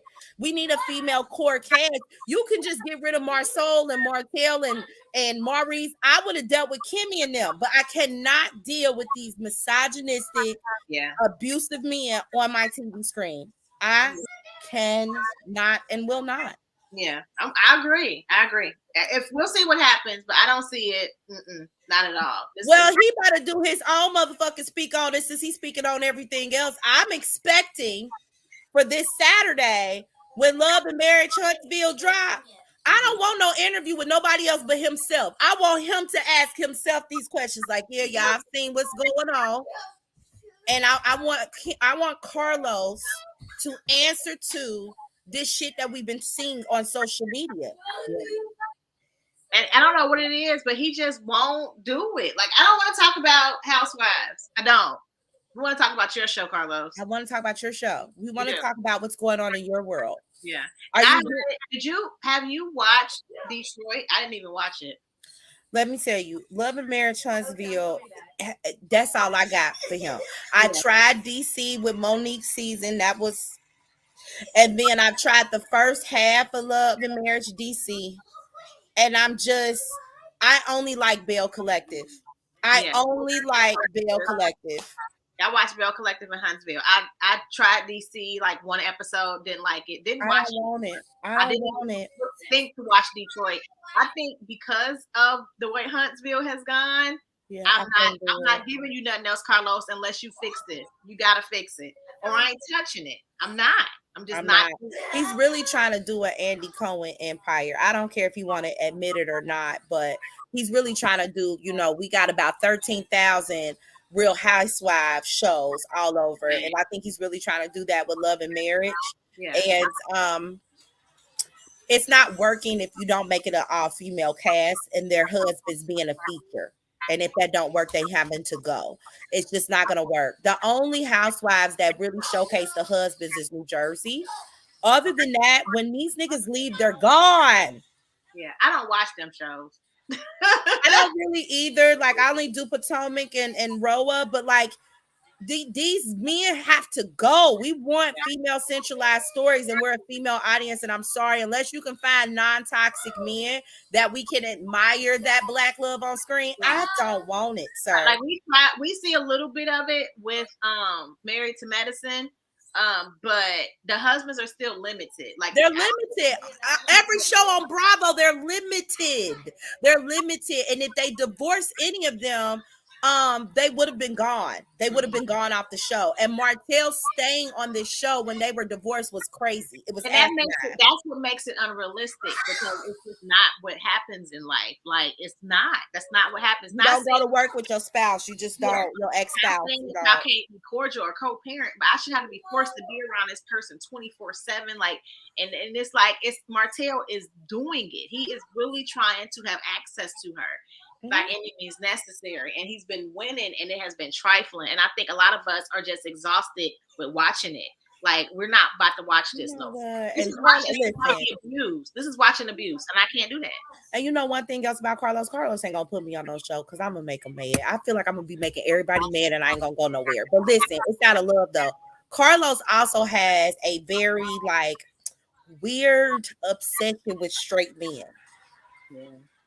I don't know what it is, but he is like weirdly obsessed with straight men. He said that he love their podcast, he love the way they think and the way they move. And I don't understand why. It's giving pick me energy. The way he is for Martell was definitely pick me. Totally. But he told Maurice in the last little interview that he listens to them alpha podcasts and stuff like that. Like he gives pick me in the straight male community so I could be your friend at the cookout. Because he said it. He gives pick me energy. Pick me, please. Let me be your friend. I won't bring my African over. I won't be too gay. I won't be too flamboyant. I won't make y'all feel uncomfortable. Just pick me. Pick me. Mel won't pick you, but I will. You can't fuck with me, but I'll do it. Like he just gives me pick me energy. What? Yeah. And he always says, like, because I know this because of my mom and my dad. And I'm like, your mama had breast cancer and you caping for Maurice and saying you under what in the pick me? Carlisha is crazy. Like, Carlisha is wild for that. Did your daddy do this to your mama? Maybe. Because what is going on? Carlisha gonna have to sit on my couch one day. Him and the raindrops gonna have to come see me, and we're gonna have to do a pseudo therapy session. Carlos, yeah. I mean, yeah, it could be whatever, but how is he not offended? How are you not offended by Maurice's commentary on Kimmy while she is sick and your mother passed from the same diagnosis? Can you imagine, like Carlos, your mama having to endure that, and why? Just roll over because he needed. Carlos is giving. I want to be a reality pick me star with the straight reality star so bad. Carlos wants to star on Love. He's went from producer to blogger, and if you want to be a part of the gang, just say that, friend, because we confused. Right. He definitely wants to be a part. That's when he started hosting the reunion is when it was like, oh, he's liking this. Oh, you like my outfit, guys? Like Andy, when Andy gets up there and he hosts. Andy's not like coming with the outfits to be seen. Like Andy wants to be seen, but Carlos is like trying hard, and it's like, bruh, just like, girl. And then them tears when he cried from Martell. Like I need like or the whole thing. Like no, Arian's not a side; she's a whole restaurant. Like about asking that ridiculous question of if Mel wasn't around, would you have picked Arian? Because you obviously mean. Let me tell you something. Besides Arian, Carlos as my boss would have got his ass beat too. I ain't gonna hold y'all. We all work. Listen, the regular schmegular people that work 9 to 5. When y'all in the like employee break room and you like if she say something else, if my boss say something else, Carlos would have made me whoop his ass if I was melting. I'm just being dead ass honest. Yeah. You're not gonna keep talking to me like that at no reunion and asking them types of questions. I'm gonna knock your whole motherfucking table over. Over. Yes. Who are you talking to? But okay, we'll be back. That's right. We'll be back on Friday, y'all. So make sure you guys come back here when we're talking about hot topics. Please send us your hot topics. I have been getting some of the funniest stuff to send y'all, but I need some actual topics. Well, make sure you put my Cardi B employee back on the docket. Yeah, I saw that. Make sure you put her back on the docket for talking about my niece, because I don't know what she want me to do. I've already tried to talk the hive down. The terrorist department is already on its way. That's not to do. So we might as well put her definitely on the hot topic list because she don't get it. She don't get it. She's getting it. It's happening. So it's happening. All right, y'all. Thank you so much. Make sure you guys check the links in the bio. Karma's journals are out there on Amazon. Support. Woman to Woman, 10 Ways We Sabotage Relationships. It's on Amazon as well. Thank you guys. And again, we'll be back Friday at 7. We love you guys. Bye. Bye-bye.